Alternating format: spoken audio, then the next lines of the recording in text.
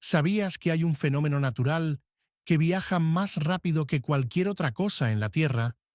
Se trata de los destellos de los rayos, que pueden alcanzar hasta 300.000 kilómetros por segundo, la velocidad de la luz.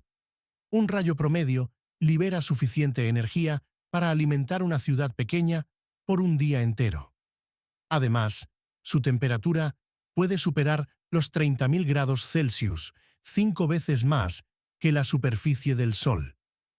Los rayos nos muestran que la naturaleza tiene poderes que parecen sacados de la ciencia ficción. Suscríbete para más